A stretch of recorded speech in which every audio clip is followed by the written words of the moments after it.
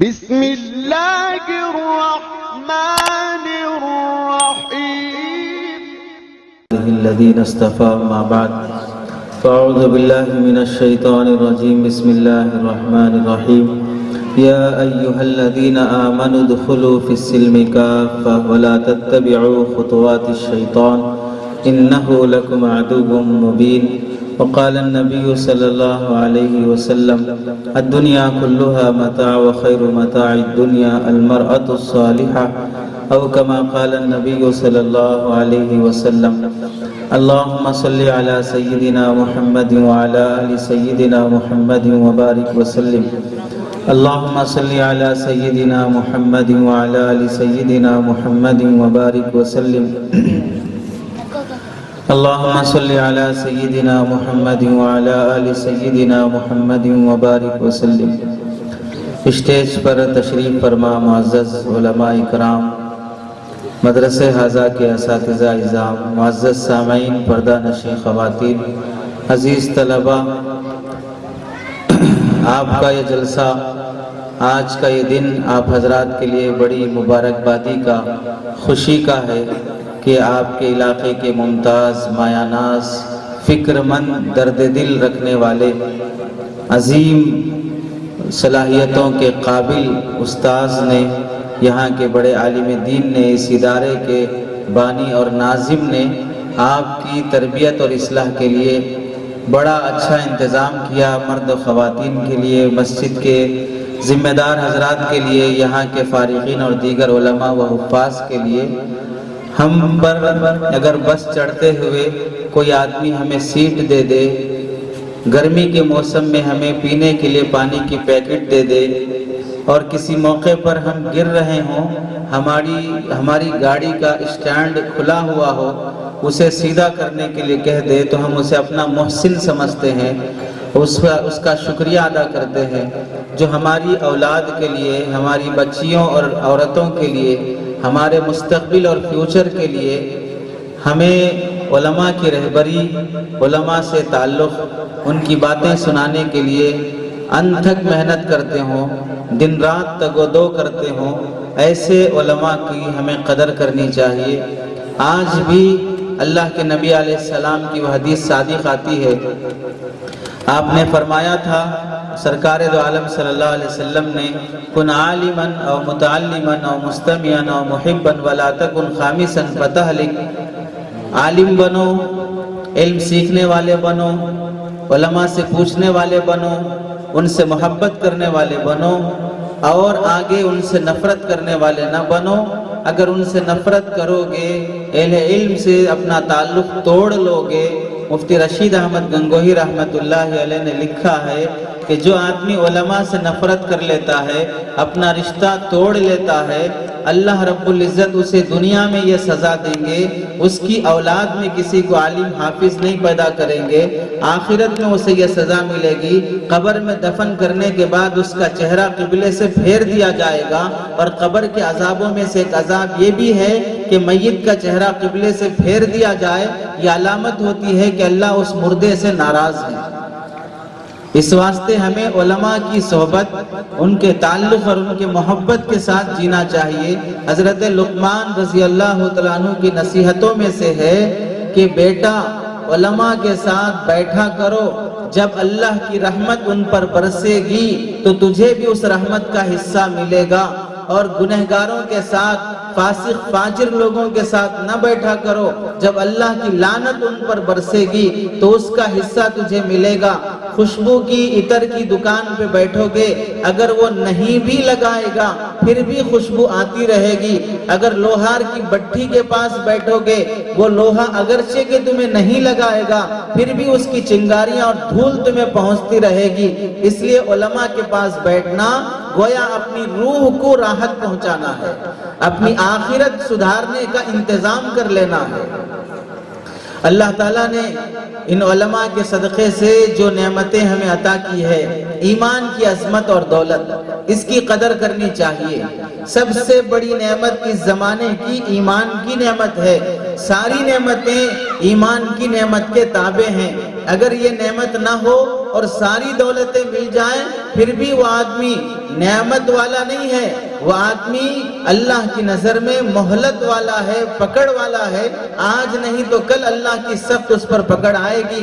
سورہ فاتحہ میں سب سے پہلے مسلمانوں کو ہدایت مانگنے کا اہتمام ہر نماز میں، ہر رکعت میں، فرض ہو یا نفل ہو، ہدایت کی تاکید کی گئی ہے۔ اہدنا الصراط المستقیم، ہدایت مل گئی، باقی ساری نعمتیں نعمت شمار ہوں گی۔ اگر ہدایت نہیں ملے گی باقی ساری نعمتیں عذاب شمار ہوں گی۔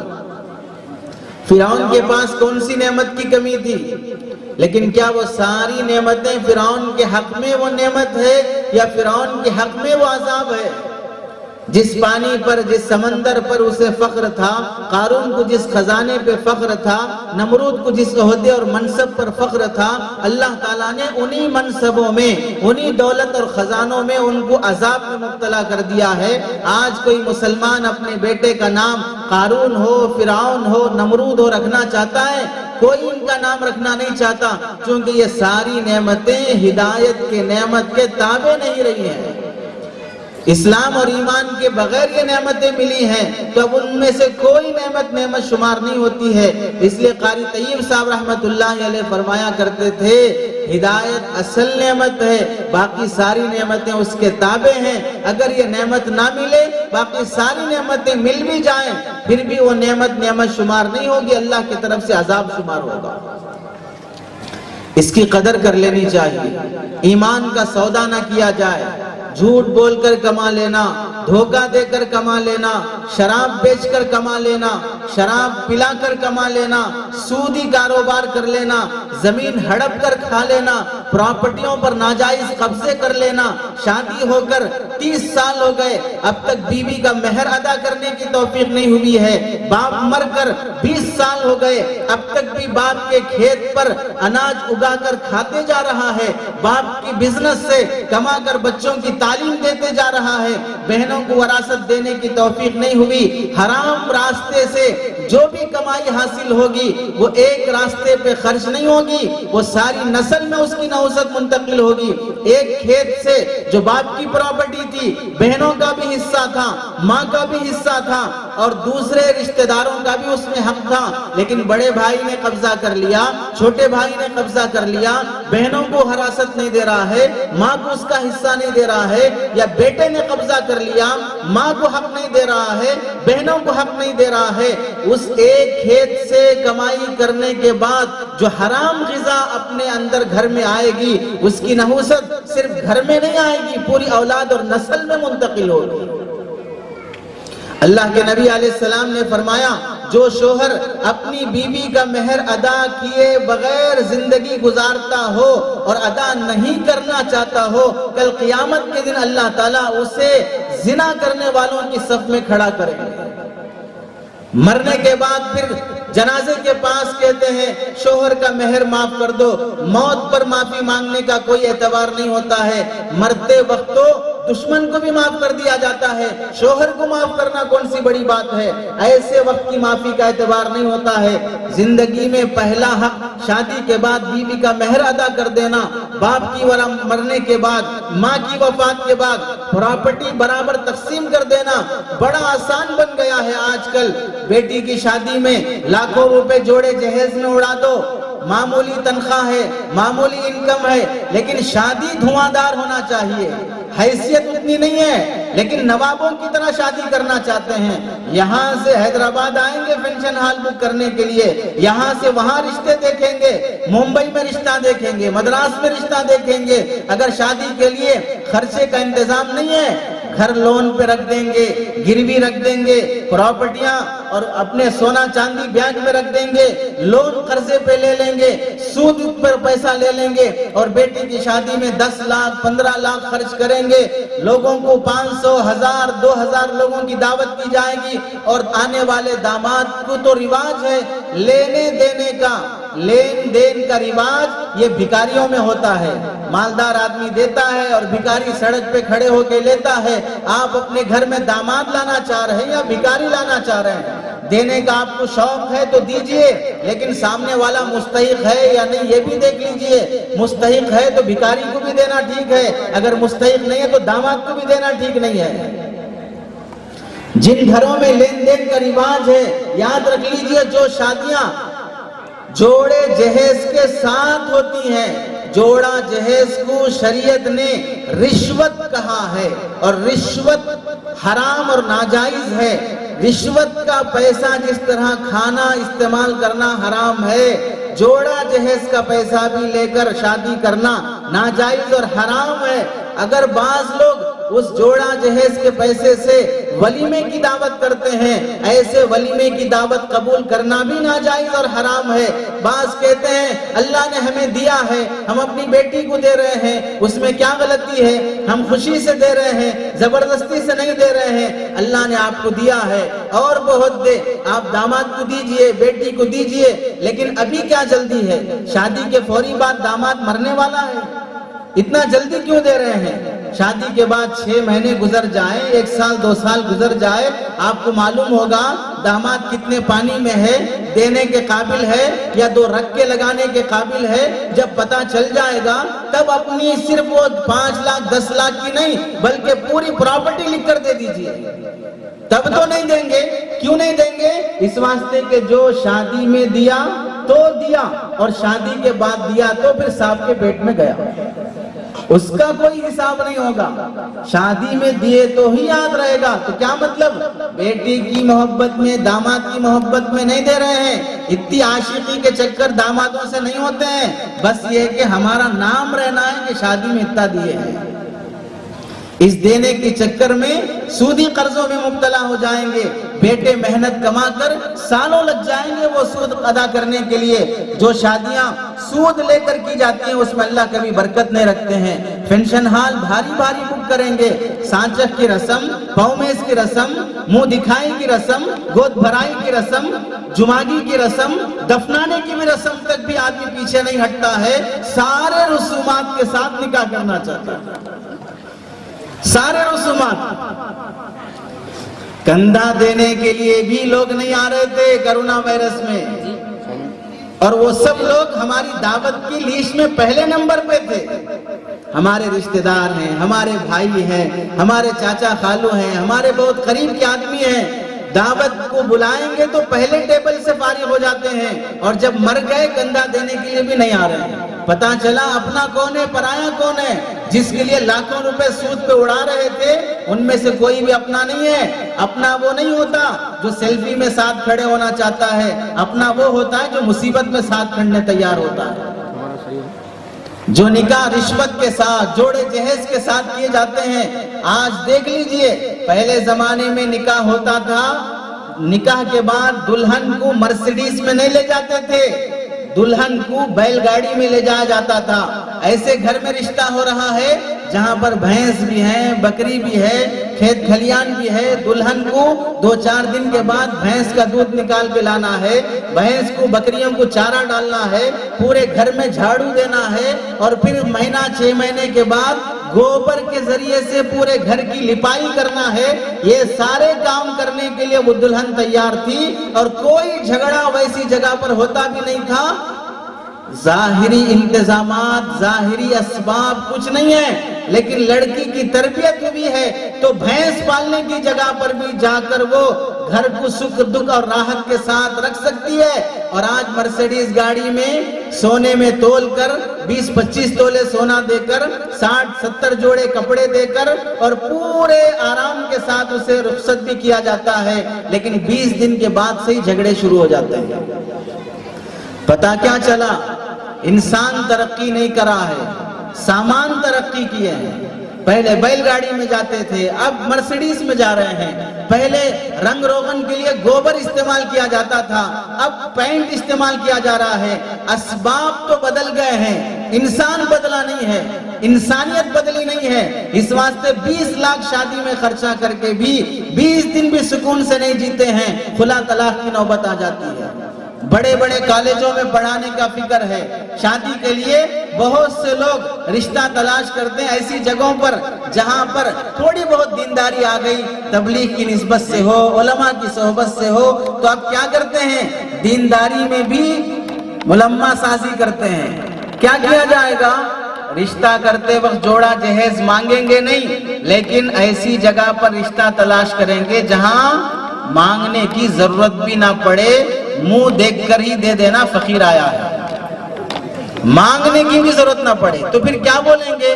ہم بولے ہی نہیں ان کو دو بول کے، ہم پوچھے ہی نہیں ان کو دو بول کے، پھر بھی وہ خوشی سے دے رہے ہیں۔ وہ خوشی سے نہیں دے رہے ہیں، آپ کی صورت دیکھ کے دے رہے ہیں، آپ کی صورت دیکھ کے دے رہے ہیں۔ جس طرح دکاندار کو پتا چل جاتا ہے آنے والا گاہک ہے یا آنے والا بھکاری ہے، وہ دیکھ کے کیا ہونا پوچھتا ہے اور کبھی خیرات ڈال کے آگے بڑھا دیتا ہے۔ تو یہ جو ملمہ سازی ہے، ایسی جگہ پر رشتہ تلاش کرنا جہاں پر کچھ مانگنے کی بھی ضرورت نہ پڑے، اس سے پہلے ہی دے دیا جائے، یہ کوئی دینداری نہیں ہے، دینا ہی ہے، لینا ہی ہے۔ تو غیر مسلموں سے سبق سیکھو۔ آج بھی وہ لوگ شادیوں میں فضول خرچی نہیں کرتے ہیں، آج بھی سادی سیدھی شادی کر کے اپنی بیٹی اور داماد کے لیے پراپرٹیاں بنا کر دیتے ہیں تاکہ ان کا گھرانہ سکون سے رہے، اور ہم لوگ دعوتوں میں اڑا کر ضرورت کے موقع پر بیٹی اور داماد کو دینے تیار نہیں ہوتے ہیں۔ ساس سسر اور داماد اور خسر کے اندر بھی قرض لینے دینے کے موقع پر بھی انسانیت کا سلوک نہیں کیا جاتا ہے۔ ایک حدیث میں اللہ کے نبی علیہ السلام نے فرمایا، جہنمی جہنم کے اندر ایک نہر سے پناہ مانگیں گے۔ وہ کون سی نہر ہے جس سے جہنمی بھی پناہ مانگتے ہیں؟ وہ نہر ہے جس میں اللہ تعالیٰ دنیا میں بدکاری کرنے والے مرد، بدکاری کرنے والی عورتیں، شادی سے پہلے کالج لائف میں بوائے فرینڈ بنا لینا، گرل فرینڈ بنا لینا، سہیلیاں دوست بنا لینا، شادی کے بعد بیوی ہونے کے باوجود بھی ناجائز تعلق رکھنا، شوہر ہونے کے باوجود بھی ناجائز تعلق رکھنا شریعت میں اتنا ناپسند اور گھناؤنا عمل ہے۔ ایسے زانیوں کو، ایسے بدکار مرد اور عورتوں کو اللہ جہنم کے گڑھے میں ڈالیں گے۔ انہیں جہنم میں جلنے کے بعد ان کے جسم سے خون اور پیپ نکلے گا، وہ خون اور پیپ ان کے جسم سے شرمگاہ کے راستے سے نکلے گا، اور وہ اتنا زیادہ ہوگا وہ ایک نہر کی شکل اختیار کر لے گا۔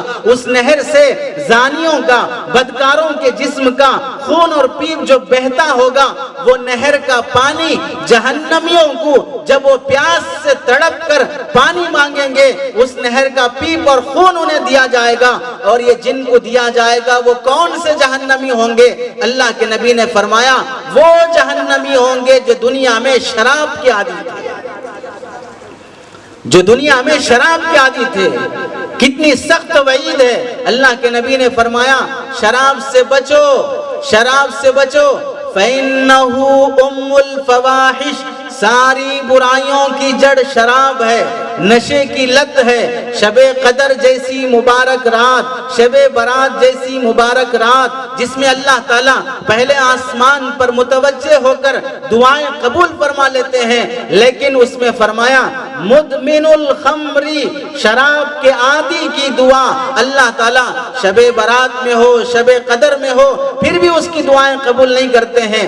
بچوں کا قصور نہیں ہے، لیکن جو شراب کا عادی ہو جاتا ہے، نشے کا عادی ہو جاتا ہے، کام کا چور بن جاتا ہے، بیوی کو کھیت میں کام کے لیے بھیجے گا، اپنے گھر والی عورتوں سے کام کرائے گا، دوسروں کے گھروں میں، دکانوں پر، ہوٹلوں پر، کھیتوں میں جا کر وہ کام کر کے کما کے لائے گی، اور یہ بیل کی طرح پڑا رہے گا، اور اس کے پیسے پر شراب کا عادی بن جائے گا۔ بچیوں کو، جوان بیٹیوں کو دوسروں کے گھروں میں نوکر اور خادم بنا دے گا، اور اس کے پیسے سے شراب کا عادی بن جائے گا۔ جوڑا جہیز میں آئے ہوئے پیسے، باپ کی پراپرٹی میں آئی ہوئی رقم سب شراب کی لت میں اڑا دے گا۔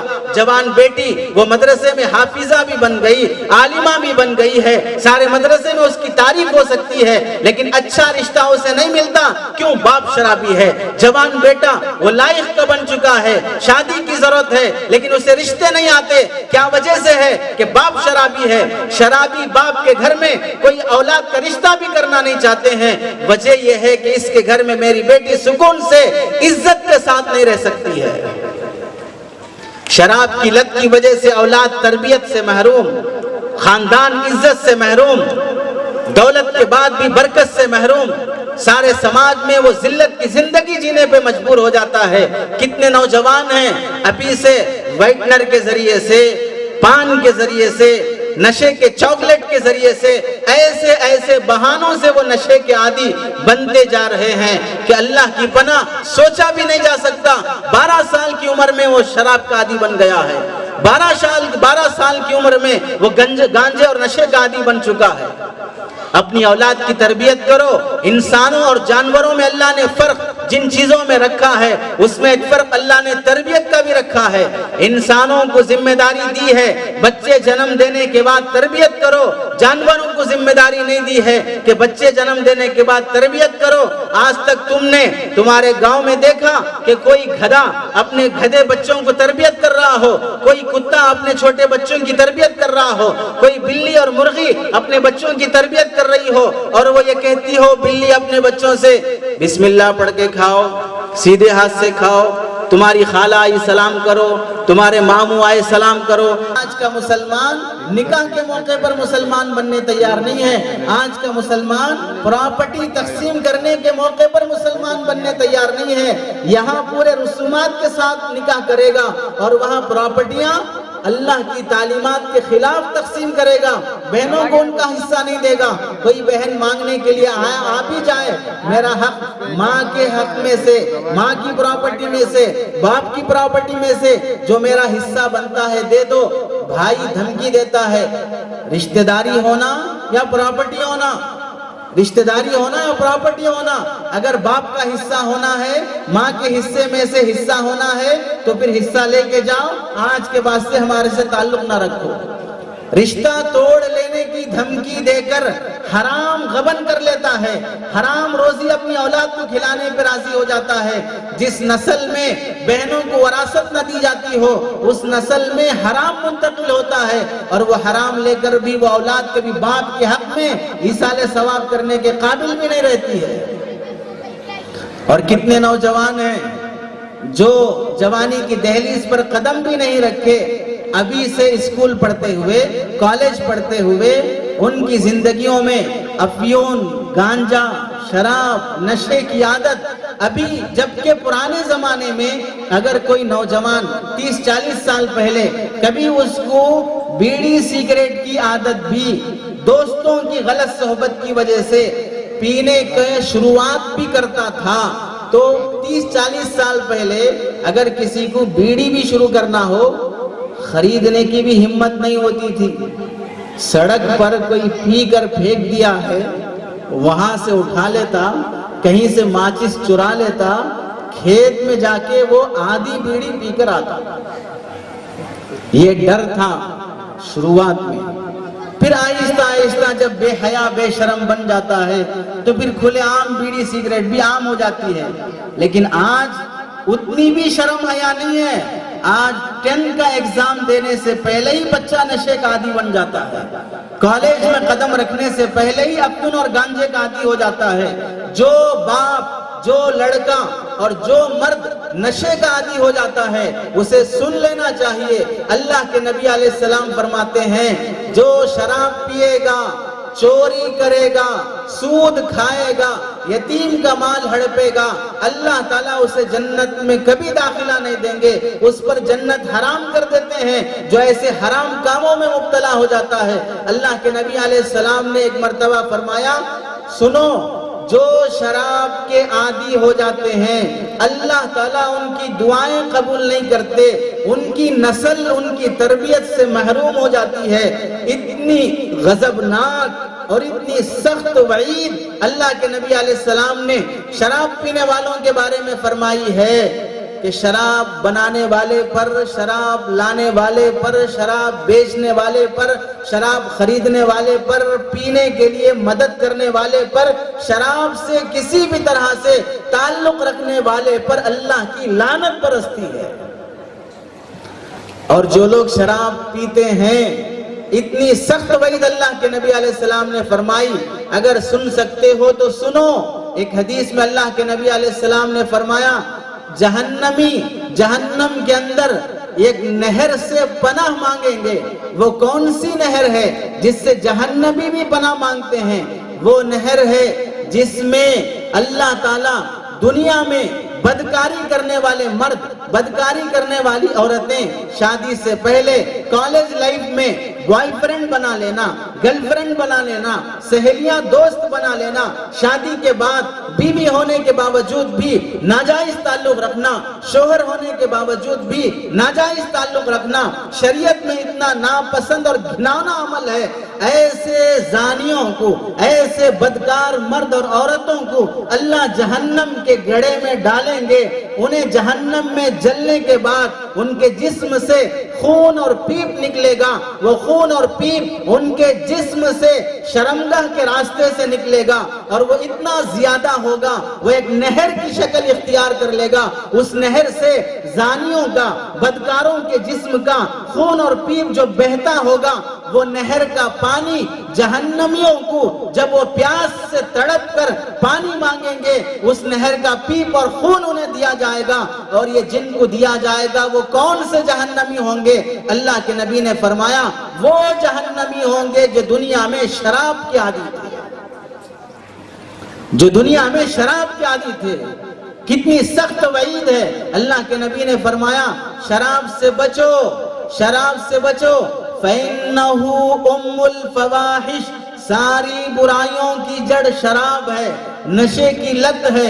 شب قدر جیسی مبارک رات، شب برات جیسی مبارک رات، جس میں اللہ تعالیٰ پہلے آسمان پر متوجہ ہو کر دعائیں قبول فرما لیتے ہیں، لیکن اس میں فرمایا مدمن الخمری، شراب کے عادی کی دعا اللہ تعالیٰ شب برات میں ہو، شب قدر میں ہو، پھر بھی اس کی دعائیں قبول نہیں کرتے ہیں۔ بچوں کا قصور نہیں ہے، لیکن جو شراب کا عادی ہو جاتا ہے، نشے کا عادی ہو جاتا ہے، کام کا چور بن جاتا ہے، بیوی کو کھیت میں کام کے لیے بھیجے گا، اپنے گھر والی عورتوں سے کام کرائے گا، دوسروں کے گھروں میں، دکانوں پر، ہوٹلوں پر، کھیتوں میں جا کر وہ کام کر کے کما کے لائے گی، اور یہ بیل کی طرح پڑا رہے گا، اور اس کے پیسے پر شراب کا عادی بن جائے گا۔ بچیوں کو، جوان بیٹیوں کو دوسروں کے گھروں میں نوکر اور خادم بنا دے گا، اور اس کے پیسے سے شراب کا عادی بن جائے گا۔ جوڑا جہیز میں آئے ہوئے پیسے، باپ کی پراپرٹی میں آئی ہوئی رقم سب شراب کی لت میں اڑا دے گا۔ جوان بیٹی وہ مدرسے میں حافظہ بھی بن گئی، عالمہ بھی بن گئی ہے، سارے مدرسے میں اس کی تعریف ہو سکتی ہے، لیکن اچھا رشتہ اسے نہیں ملتا، کیوں؟ باپ شرابی ہے۔ جوان بیٹا وہ لائق کا بن چکا ہے، شادی کی ضرورت ہے، لیکن اسے رشتے نہیں آتے، کیا وجہ سے ہے؟ کہ باپ شرابی ہے۔ شرابی باپ کے گھر میں کوئی اولاد کا رشتہ بھی کرنا نہیں چاہتے ہیں، وجہ یہ ہے کہ اس کے گھر میں میری بیٹی سکون سے، عزت کے ساتھ نہیں رہ سکتی ہے۔ شراب کی لت کی وجہ سے اولاد تربیت سے محروم، خاندان عزت سے محروم، دولت کے بعد بھی برکت سے محروم، سارے سماج میں وہ ذلت کی زندگی جینے پہ مجبور ہو جاتا ہے۔ کتنے نوجوان ہیں ابھی سے وائٹنر کے ذریعے سے، پان کے ذریعے سے، نشے کے چاکلیٹ کے ذریعے سے، ایسے ایسے بہانوں سے وہ نشے کے عادی بنتے جا رہے ہیں کہ اللہ کی پناہ سوچا بھی نہیں جا سکتا۔ 12 سال کی عمر میں وہ شراب کا عادی بن گیا ہے، 12 سال کی عمر میں وہ گانجے اور نشے کا عادی بن چکا ہے۔ اپنی اولاد کی تربیت کرو۔ انسانوں اور جانوروں میں اللہ نے فرق جن چیزوں میں رکھا ہے، اس میں ایک فرق اللہ نے تربیت کا بھی رکھا ہے۔ انسانوں کو ذمہ داری دی ہے بچے جنم دینے کے بعد تربیت کرو، جانوروں کو ذمہ داری نہیں دی ہے کہ بچے جنم دینے کے بعد تربیت کرو۔ آج تک تم نے تمہارے گاؤں میں دیکھا کہ کوئی گدھا اپنے گدھے بچوں کو تربیت کر رہا ہو، کوئی کتا اپنے چھوٹے بچوں کی تربیت کر رہا ہو، کوئی بلی اور مرغی اپنے بچوں کی تربیت کر رہی ہو، اور وہ یہ کہتی ہو بلی اپنے بچوں سے بسم اللہ پڑھ کے کھاؤ، سیدھے ہاتھ سے کھاؤ، تمہاری خالہ آئی سلام کرو، تمہارے ماموں آئے سلام کرو۔ بلی کرتی ہے اپنے بچوں کے ساتھ، کوئی جانور کرتے ہیں اپنے بچوں کے ساتھ۔ اولاد میں تربیت کا سسٹم اللہ نے جانوروں میں نہیں رکھا ہے۔ اگر انسان بچے جنم دینے کے بعد اپنی اولاد کی تربیت کی اہمیت نہیں رکھا، اور کیا وہ باپ تربیت کر سکتا ہے جو گھر آتے وقت نشے میں ڈلتے ہوئے آ رہا ہو؟ کسی شاعر نے کیا خوب لکھا ہے، پی کے جب وہ میخانے سے چلا، ہوا ہوش سے مدہوش، پی کے جب وہ میخانے سے چلا، ہوا ہوش سے جب مدہوش، جا کے نالی میں گرا، کتے نے جب اس پہ پیشاب کیا تو کہا ساقیہ اور پلا اور پلا۔ پلانے والا کون ہے؟ محترم کتے صاحب۔ اب اسے کہہ رہا ہے ساقیہ اور پلا۔ ایسا باپ اپنے بیٹے کی تربیت کر سکتا ہے؟ ایسا باپ اپنی بیٹی کی حفاظت کر سکتا ہے؟ کیسے تربیت ہوگی بچوں کی جب باپ کو اپنی اولاد کے حقوق تک کا بھی پتہ نہیں ہوگا؟ اللہ نے انسانوں اور جانوروں میں تربیت کا بنیادی فرق رکھا ہے۔ حضرت ابو الاسود دویلی رحمت اللہ علیہ اپنے بچوں سے فرمایا کرتے تھے، بیٹوں میں نے تم پر تمہارے پیدا ہونے سے پہلے احسان کیا ہے۔ وہ کیا احسان ہے؟ میں نے شادی کے لیے ایسی لڑکی سے نکاح کا انتخاب کیا ہے کہ وہ صرف میری خواہش پوری کرنے والی نہ ہو، بلکہ میں نے اپنی شادی کے لیے اپنی ہمسفر، اپنی بیوی کا انتخاب میں صرف خواہش سامنے نہیں رکھا ہے، میں نے یہ سوچا میری بیوی کیسے ہونی چاہیے، اس سے زیادہ میں نے یہ سوچا میرے بچوں کی ماں کیسی ہونی چاہیے، کیسے اخلاق والی ہونی چاہیے، کیسی تربیت والی ہونی چاہیے۔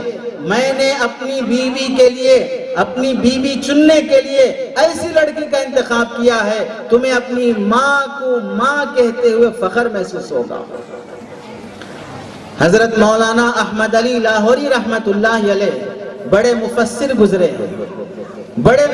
گزرے ہیں، جن کے متعلق علی میاں ندوی رحمت اللہ علیہ نے فرمایا تھا، اگر میں احمد علی لاہوری رحمت اللہ علیہ سے ملاقات نہ کرتا تو مجھے پتہ نہ چلتا کہ اللہ کتنی بڑی ذات ہے۔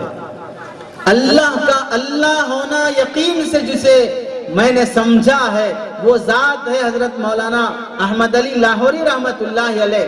دارالعلوم دیوبند میں پڑھ رہے ہیں، غریب طالب علم ہے۔ کشمیر کا ایک شخص اپنی بیٹی کا رشتہ کرنے کے لیے شیخ الہند رحمت اللہ علیہ کے پاس یہ پیغام لے کر آتے ہیں، میری بیٹی جوان ہو گئی، میں نکاح کرنے کے لیے آپ کے شاگردوں میں سے کسی اچھے شاگرد کا انتخاب کرنا چاہتا ہوں۔ رشتہ کرنے کے لیے بیٹی کا نواب مالدار آدمی کہاں آ رہا ہے؟ دارالعلوم دیوبند مدرسے کے طالب علم سے رشتہ کرنا چاہتا ہے۔ اور آج ہم کہاں جاتے ہیں؟ فیس بک پر، ٹویٹر پر، واٹس ایپ پر، اخبارات میں، اور سب سے زیادہ آسان کسی اور کے نکاح میں اپنے بچے کے رشتے دیکھنے جاتے ہیں۔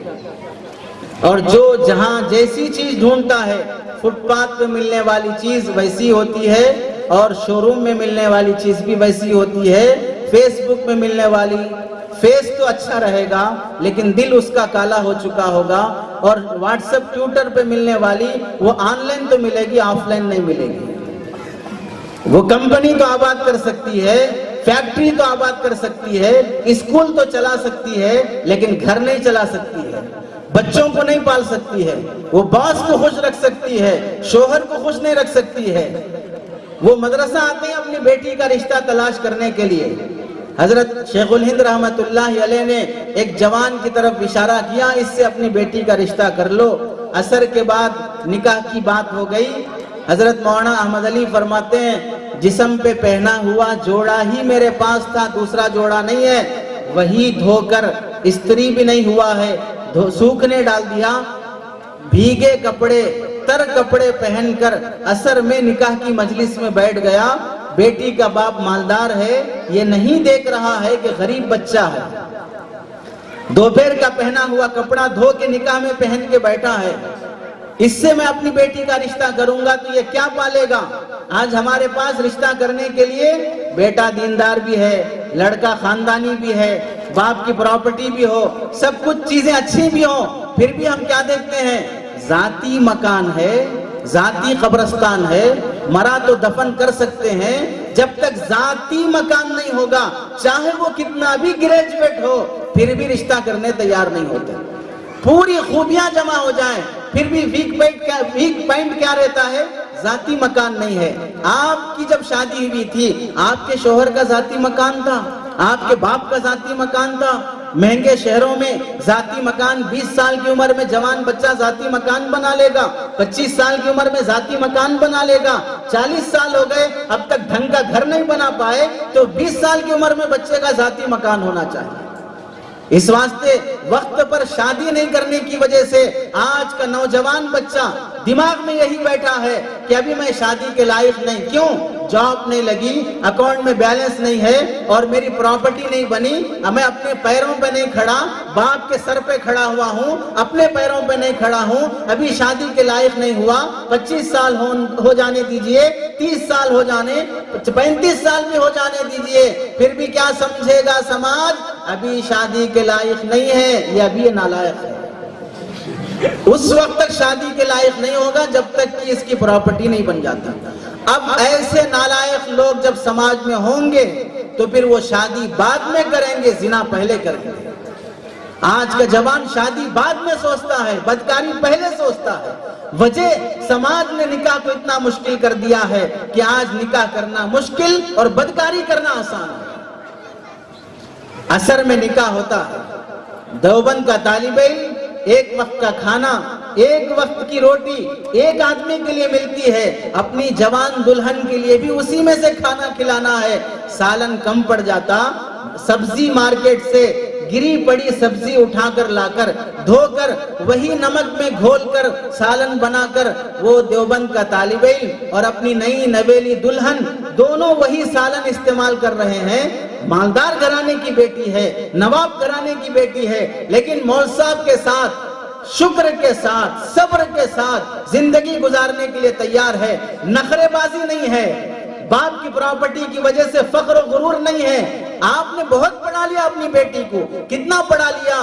ڈگریاں، ڈبل ڈگریاں، ڈبل انجینئرنگ بھی کرا لی ہے، اتنا پڑھا لیا، اتنا پڑھا لیا، اتنا پڑھا لیا، اگر کچھ بولو گے تو میری بیٹی FIR درج کر سکتی ہے، آپ کو پولیس اسٹیشن کھینچ سکتی ہے۔ اور بدتمیزی اور زیادتی اور جنسی ہراسانی کے واقعات آئے دن اخباروں میں نہیں پڑھے جاتے ہیں۔ وہ کالا کرنے کے لیے صورت شکل نہیں دیکھتے ہیں، شرعی لباس پہنانے کا اہتمام ہو۔ کتنی مسلمان خواتین ہیں، ساس بہو کے جھگڑے، اگر شوہر اپنی مٹھی میں نہیں ہے تو پھر سارا پولیس اسٹیشن اپنی مٹھی میں کر لیں گے، ساری عدالت تو اپنی مٹھی میں کر لیں گے، اور سب سے بڑا سہارا کیا ہوگا؟ ہمارے باپ کے بھی باپ، وہ ہیں عامل صاحب، وہ ہمارے سب سے بڑے محسن ہیں، سب سے بڑے خیرخواہ ہیں۔ کچھ بھی مسئلہ حل نہیں ہو رہا ہو، بابا کے پاس چلے جائیے، وہ تعویذ دیں گے، دم کا تیل دیں گے، وہ شکر دیں گے، اور وہ کچھ قبرستان کی مٹی دیں گے، لے جا کے اپنے شوہر پر علاج کیجئے، چند دنوں کے بعد شوہر کے گلے میں رسی ڈال کر ہاتھ میں لے کے نکل چلیے۔ اب وہ شوہر نہیں رہے گا، آپ کا غلام بن جائے گا۔ ایسی عورتوں کو سن لینا چاہیے، جادو اور علاج کے ذریعے سے آپ نے اپنے شوہر کو اپنا غلام بنا بھی لیا تو آپ غلام کی بیوی کہلائیں گی، سردار کی بیوی نہیں کہلائیں گی۔ آپ غلام کی بیوی کہلائیں گی، سردار کی بیوی نہیں کہلائیں گی۔ اپنے شوہر کو آزاد اور اپنے شوہر کو سردار بنا کے رکھیے تو آپ ملکہ اور سردار کی بیوی کہلائیں گی، اور غلام بنا لینے کے بعد آپ کی نسبت غلام کی بیوی بن جائے گی، اب سردار کی بیوی نہیں رہے گی۔ اب خود فیصلہ کر لو، سردار کی بیوی بننا ہے یا غلام کی بیوی بننا ہے۔ ساس سزا رہی ہے تو پھر جا کے جادو کروا دو، شوہر پریشان کر رہا ہے تو جادو کروا دو، اور کچھ زیادہ لڑائی جھگڑے ہو رہے ہیں تو FIR درج کرا دو، چونکہ پولیس بھی آپ کے بھائیوں کی ہے، عدالت آپ کے چاچا کی ہے، وکیل آپ کے ماموں اور خالو ہیں، اس لیے جا کر کوٹ کچہریاں آباد کرو۔ یہاں سسرال کو آباد کرنے کی فکر نہیں ہے، کوٹ کچہریاں آباد کرنے کی فکر ہے۔ اور آپ جو جوان شادی شدہ دوست اور ٹولیاں اور گروپ بنانے والے رات کے 10 بجے، رات کے 2 بجے کٹوں پر بیٹھے رہیں، شراب سگریٹ پیتے رہیں، جوان بیوی گھر میں بیٹھ کر انتظار کرتی رہے گی، کھانے کا وقت ہو گیا، آپ کھانا گھر میں نہیں کھائیں گے، آزاد آدمی ہیں، باہر سے گھاس چر کے آ جائیں گے، بول دیں گے میں کھا کے آیا ہوں، تم کھا کے سو جاؤ، بیویوں کو وقت نہ دینا، بچوں کو وقت نہیں دینا، ماں باپ کو وقت نہیں دینا، دوستوں میں زیادہ ٹائم پاس کرنا، فلم دیکھنے میں زیادہ ٹائم پاس کرنا، جوان ہو گیا، کمانے کا شوق نہیں ہے، سسرال کے ٹکڑوں پہ پلنا چاہتا ہے، جوڑے جہیز پہ پلنا چاہتا ہے، کمانے کی فکر نہیں ہے، محنت کرنے کا جذبہ نہیں ہے۔ شادی ہو جائے گی، اگر بیٹے پیدا ہو گئے ابھی سے اکڑ کر سینہ تان کر چلنا شروع کر لے گا، کیوں؟ بیٹے والا ہے، اور بیٹیاں پیدا ہوئی تو بیچارہ ابھی سے گردن جھکا کے چلے گا، کیوں؟ بیٹیوں والا ہے۔ بیٹے والا ہونے پر فخر کرنے کا حق نہیں ہے، وہ اگر فخر کرتا بھی ہے تو یہ سوچ لیتا ہے 4 بیٹے ہیں میرے، کیا مطلب؟ گھر میں 4 بھکاریاں پیدا ہوئے۔ جب شادی کا موقع آتا ایک ایک کو بھکاری بناؤں گا، اسے مرغا بنا کر، بکرا بنا کر جوڑا جہیز کے پیسے لوٹوں گا اور مزے سے کھا کے جیوں گا۔ کیا بھکاریوں کے باپ کو کبھی فخر کرنے کا حق حاصل ہے؟ لیکن سماج کا رویہ بدل چکا ہے، لڑکی والا ہے تو گردن جھکا کے چلے، لڑکے والا ہے تو گردن اٹھا کے چلے۔ راج ہے بھکاریوں کا جیسے کہ راج ہے چائے والوں کا۔ آپ بچی والے ہیں، تھوڑا دیکھ دکھا کے بات کرنا، یعنی غلطی پر نہیں بھی ہوں گے پھر بھی ہمیں تھپکا جائے گا کہ آپ لڑکی والے ہیں، دیکھ دکھا کے بات کرنا۔ حق کی طرفداری نہیں کی جائے گی، ظالم کی طرفداری کی جائے گی، انصاف کا فیصلہ نہیں کیا جائے گا، رشوت سے فیصلہ کیا جائے گا۔ ایسے گھرانوں میں کبھی سکون نہیں آتا ہے۔ علماء کی قدر کریں، ان سے تعلق رکھیں، زندگی گزارنے کا سلیقہ پیدا ہوگا، ان سے محبت رکھیں، جینے کے طریقے آسان ہوں گے۔